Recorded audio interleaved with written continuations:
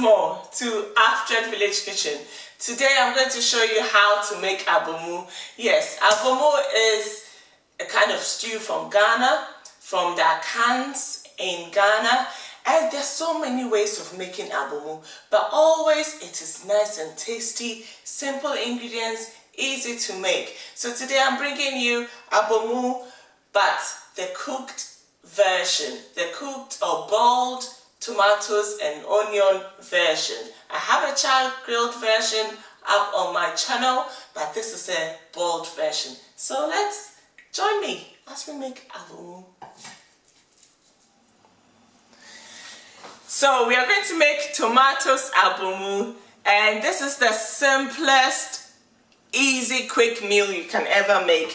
This is tomatoes abomu, but the boiled version. I have the child grilled version, which is also on my YouTube channel. You can check it out. But this is the boiled version, and what we need is some tomatoes, some Kobe for flavor, some onions and your pepper, and a bit of palm oil to drizzle over it. For the palm oil, we'll saute some onions and some extra Kobe into it. And the choice of protein here is fish, mackerel, grilled mackerel fish. Again, there's a grilled mackerel fish video on my YouTube channel. You can have a look. Or you can use any kind of fish or protein that you like. I'll be adding hard-boiled eggs as well, so it is your own choice. And for extra flavor, I'm using my 10-spice blend. That's my 10-spice blend. It is available on www.aftervillagekitchen.com/shop, or there are a number of retailers here in London, in Peckham, West Croydon, Streatham and Mitcham. So if you want to get hold of one, just contact me and I'll let you know. So yeah, this is it. Simple ingredients, easy to make. So to get started, we need to boil our tomatoes, onion, pepper and Kobe. You add just a bit of water to, it's more like steaming. You just want the tomatoes, all the veggies to soften up, so it's nice and easy to grind in your asenka. Traditionally, they would have, if they were cooking the yam or cassava or cocoyam or whatever they were pairing their abomu with, they'll boil this together with the yam or whatever they are eating their abomu with. So it is a one-pot kind of meal actually, but I'm boiling mine separately. Our tomatoes and onions and Kobe and pepper boiling away nicely. It doesn't take long to get cooked. You see the skin has almost come off, so we know it is ready. So switch it off and then we get on with the abomu. So I have placed my Kobe, my pepper and my onions here, and we just basically grind it. You can take the bones out, as you can't really grind the bones. So take the bones out of the Kobe if there's any, and grind this. Make sure it's nice and well grounded before you add in your tomatoes.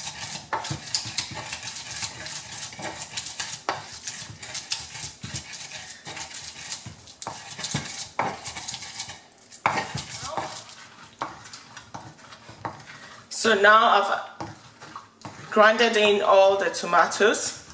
This is where you have a taste to check your salt. I have done that, and I think it needs the salt to bring out that taste, the full flavor. And I'm adding a bit of my 10-spice blend, just a pinch. And basically your abomu is done. But after Village Kitchen, I move it a step further. I just love to incorporate the flavors from the asenka. So I do this bit. I take it on my hob. I put it on my hob and I stew it a bit. But remember, it will get really hot. Your asenka will get really hot.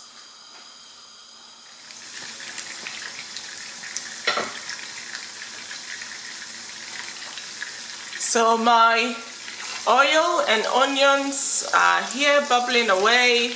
The onions are sauteing nicely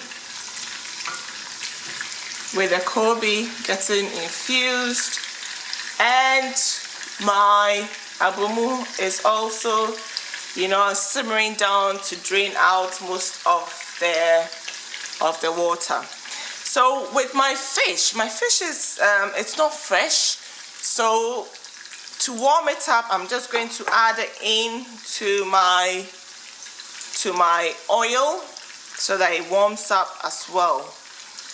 And I just love to take out the bones so that, if you don't mind, you can have the bones there, but I like to break it up to take out the bones. Remove the bones, add it in so that it warms up whilst the onions are also getting sauteed.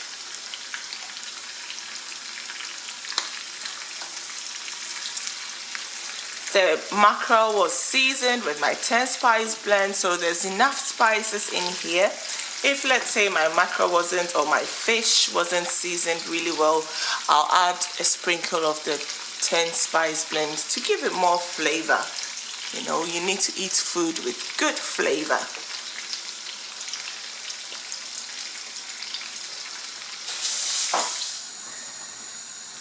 So this is how you tell that your abomu is ready. It has simmered enough because all the bubbles, see all the bubbles, it's drying up now on the edges.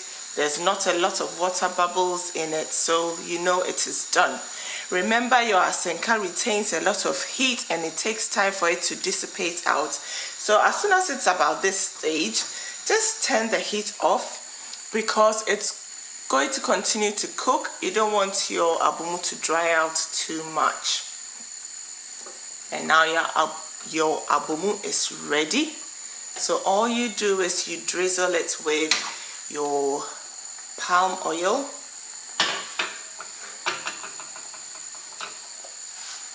You take your fish.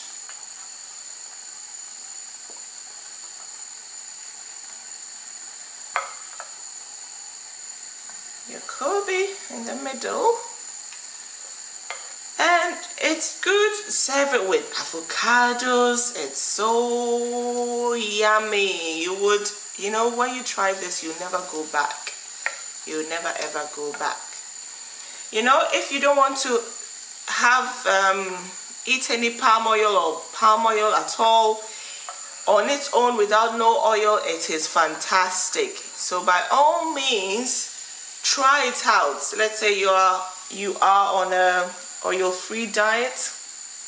Do give it a try, and you may just love it without the oil. If you want a bit of oil too, you can control how much oil you need to add. You don't need to drench your abomu with oil. So this is about it. This is my abomu ready to eat with my yams, boiled plantain, cocoa yam, apem, that is the unripe plantain, and it is fantastic. I hope you learned something great from my channel today. If you did, do subscribe. Don't forget to subscribe, share, like, turn on your notification button so you get to know of all the other recipes that's coming your way. And above all, comment. If you do try it, do comment, because I love to hear from you. Thank you and have a wonderful day. Bye-bye.